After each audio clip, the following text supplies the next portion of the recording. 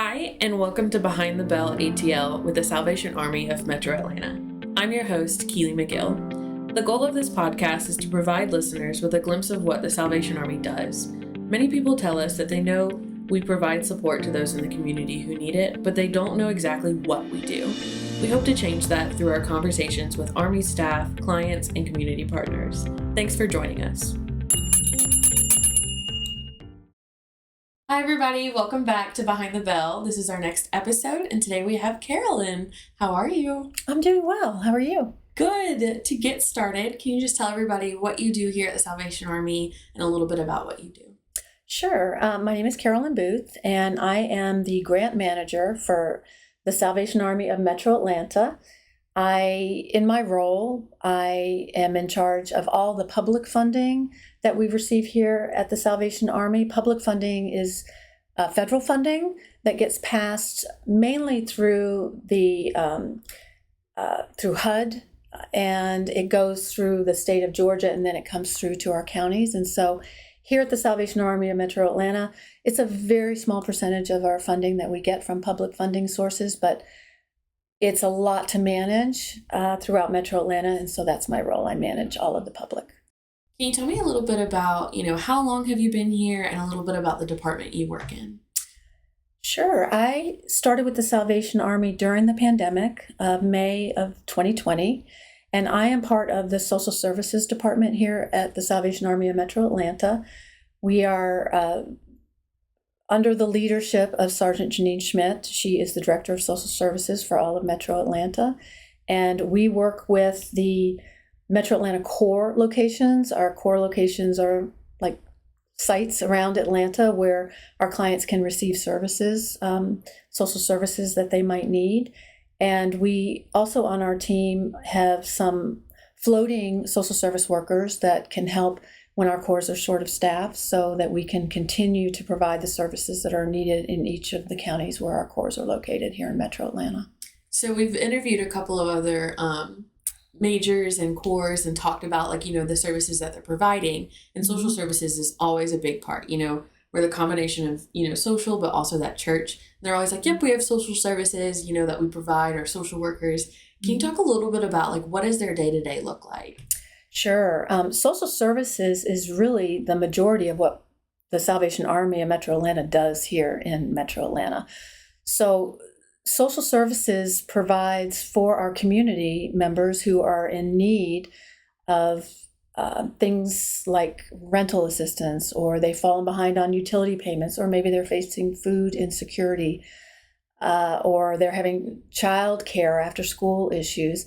A wide variety of things that might be going on in our community members' lives that we as a church and as a nonprofit organization, our mission is to help those in our community, in addition to preaching the gospel of Jesus Christ in any way that we can. And so a day-to-day for our social service workers that are throughout Metro Atlanta, they normally work Monday through Friday. Some are remote, some are in the various core locations around the Metro Atlanta area, and they are taking phone calls, they are meeting with clients, they are assisting individuals and families as they present. So we provide our services to all that come forward and ask if we have that service and if we have the resources necessary to provide that service. They are very compassionate individuals, men and women, that we have working for us. Many of them have lived experiences of the people that they are serving, and so they understand the pressures that our community is under, and they walk side by side with the community members that we're serving to make sure that they get, the services that we can provide, if we can provide them. And if we can't provide them, then we always offer other alternatives to other organizations that might be in the community that provide things that we possibly do not. Great. It's interesting to hear, we have fully licensed social working individuals in our cores that are there to help these individuals. They're fully prepared to, take on what walks through that door. But at the root of it, if we can't help them, let's get them to the place where they can receive help. It's not just a transaction. It's about that holistic looking at an individual. I find that that's what's unique about the Salvation Army. I have been in nonprofit sector for over 30 years, and the Salvation Army is unique in that regard. We don't just say that we're one and done. We have other wraparound services, and if we cannot assist them with what they actually came in for, we do offer other things. You came in to ask us about rental assistance.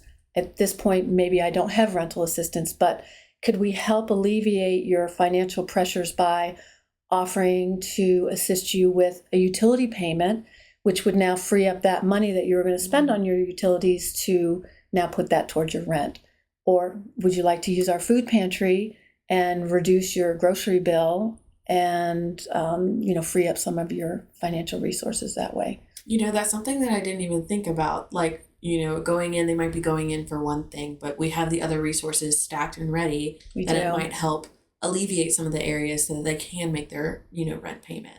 That's something interesting I didn't think about. Yes, and our caseworkers are very skilled at that. So they know.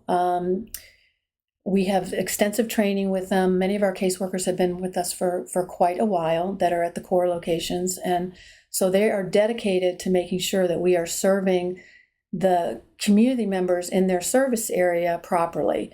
They get to know a lot of these community members. And after we assist those who are reaching out to us, a lot of times those individuals and families are now connected with a location near them. They can get some spiritual counseling. Many of our core locations have after-school programs. We have an angel tree program that helps with Christmas items. So they become part of the Salvation Army family. Yeah, it's about building that community, right? It starts with one walking through a door, one phone call, and then it leads them to being part of our larger community. Absolutely. Can you talk about some of the impacts that are, facing our community that they need social services for? Yes. Housing. So our community in Metro Atlanta is really affected right now and has been since the pandemic started in 2020 with housing and rising housing costs. So, and that's not just unique to Metro Atlanta, it's happened all around our country. Here in Atlanta, the number one need that we find through social services is that community members are coming to us asking for help with past rent payments. Their rent is now in arrears due to, it could have been a job loss or a medical issue or something else financially that has happened, and now they find that they're behind in their rent and they may be facing an eviction. So rent is the number one thing that we're getting requests for here in Metro Atlanta, and so that's a challenge to our community, but it's also a challenge to all the nonprofits around Metro Atlanta that do help provide that resource. All of us have limited funds that we can apply. I think we all wish we had a blank checkbook that we could help everybody that walks through our doors, but that's the number one challenge that we're seeing with those who are seeking our services right now. Another challenge is that here in Metro Atlanta and across the country, there is going to be a shortage of rental assistance funds. With the change in the new administration, some of the funding has changed, and so we're going to see probably in the next 12 to 24 months that we are going to have some families and individuals that really struggle with their rent. And we, as a community, not just the Salvation Army, but other nonprofit organizations are going to struggle with that as well, which will affect those in the community that are coming to us. One of the other issues that's facing our community is food insecurity with the rising grocery costs. So we are blessed to have food pantries throughout Metro Atlanta that can help fill that need for our community members to come in and get nutritious, non-perishable food items. We have one of our core locations in Metro Atlanta is a client choice food pantry. It opened a couple years ago in South DeKalb, which allows our community members to come in and actually shop. It's like a mini grocery store They have a grocery cart and they can pick out the items that they want. That is a more dignified way for clients to use a food pantry, and it also eliminates food waste, where traditionally they would come in and there would be a bag or a box of food that's given to them that they may or may not, or their children may or may not want to eat. This allows them to pick the items that actually they will eat and serve to their families. No, and people don't think about that, the luxury of just going to the store and being able to pick out, what you want to bring home. And so giving that opportunity back to our community is probably so rewarding. And it's great to hear that we're doing something like that for our community.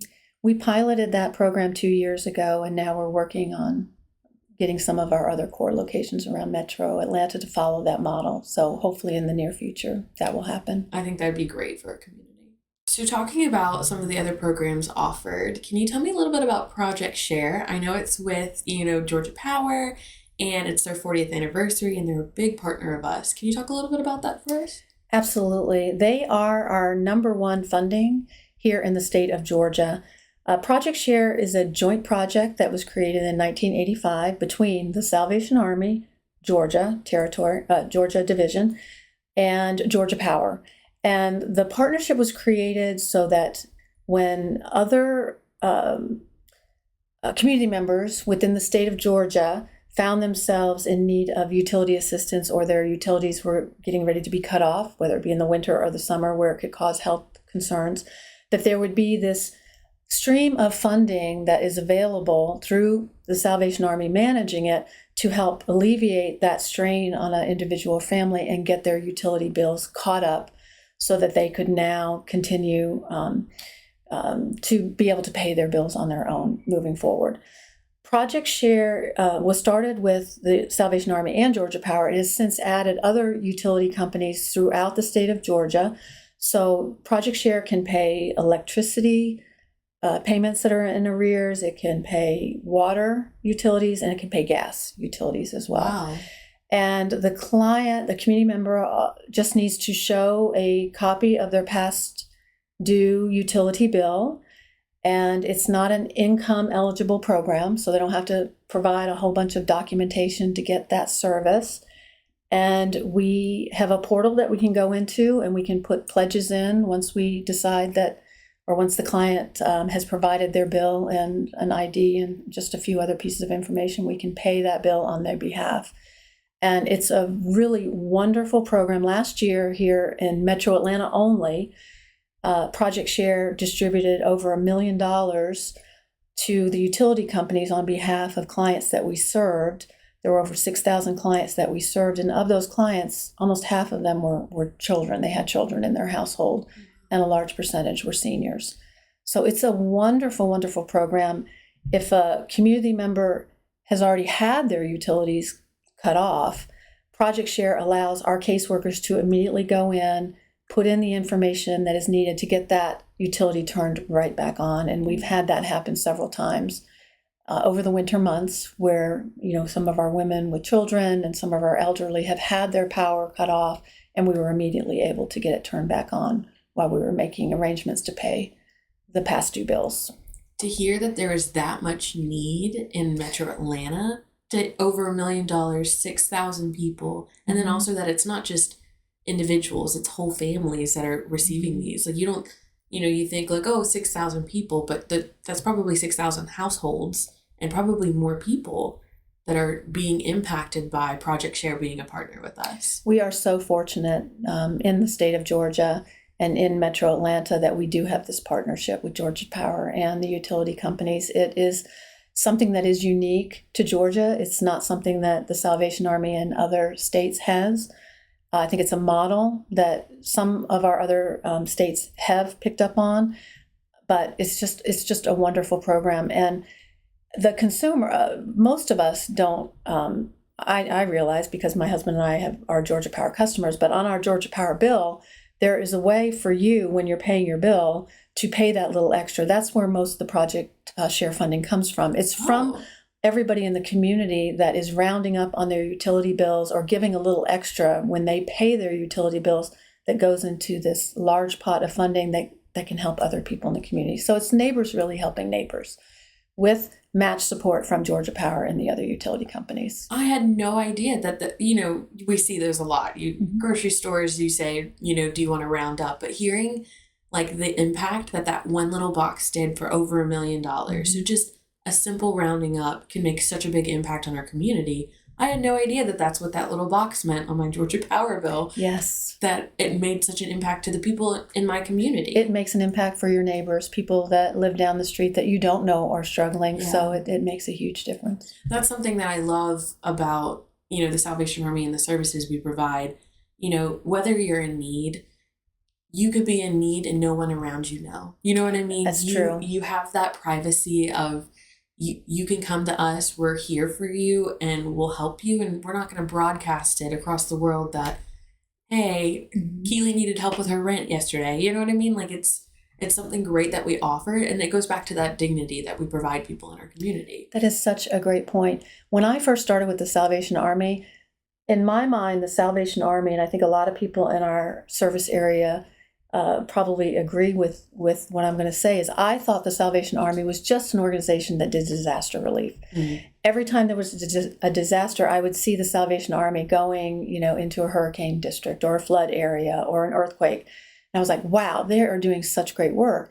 But until you are in a situation in your own community and you realize that you need help, then you learn that the Salvation Army is here to help. Mm-hmm. And there are various ways that you learn that. A lot of times people will call their county, or they'll go to their county's website and they will be searching for help, or they'll call 211 here in Metro Atlanta, which is United Way.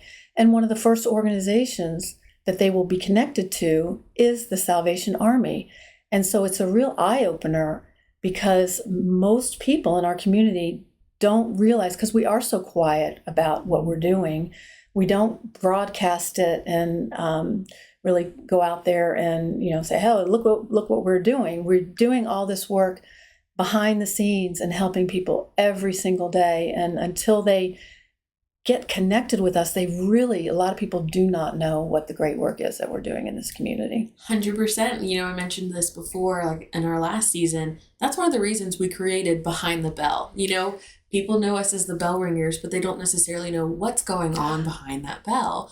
And I thought this was a great opportunity for us to have these conversations, talk about it, let people in. And it's about the conversation. It's not about the individuals we're helping. Can you share a little bit about what personally motivates you in social services and the work we do here? Yes. I am motivated by knowing that the services that we're providing and that the people we're helping and we're walking side by side with, at the end of the day, those that receive our services and that come to the Salvation Army walk away better off than they were when they walked through our doors. That we have touched their lives, we have given them hope, we have provided them with some resources and possibly made, even if it's a small change in their life, somehow, some way. And that the social service team members that work for the Salvation Army, we're all here because we do feel a calling to this work to help our community members that are our neighbors, family members, and friends that live here in Metro Atlanta. And that we know that we are making a difference, even if it's just for a small amount of people or it's for everybody that comes through our doors, but that in some way we have helped make somebody's individual or family's life better. Yeah. We talk so much here at the Salvation Army that we have social services and we have religious aspects. So I just want to say, thank you for shining a light on what is the social services we provide at the Salvation Army. I think sometimes we just brush over, we provide social services. And so it's great to have you here, and this conversation was great to talk and hear about the nitty gritty, like the details of what's happening in the social services side that we provide. So I just want to say thank you for coming out. It means the world that you came and decided to come and talk with me this morning. Thank you so much for having me. And I always say that social services is the Salvation Army. The Salvation Army is social services along with our spiritual programs. I love that so much. Well, you guys, thank you for listening. And if you guys want to get involved, whether it's volunteering, donating, just come and look at our link in the description. It will take you to our website and it'll take you exactly to where you need to go to help support social services. All right. See you later.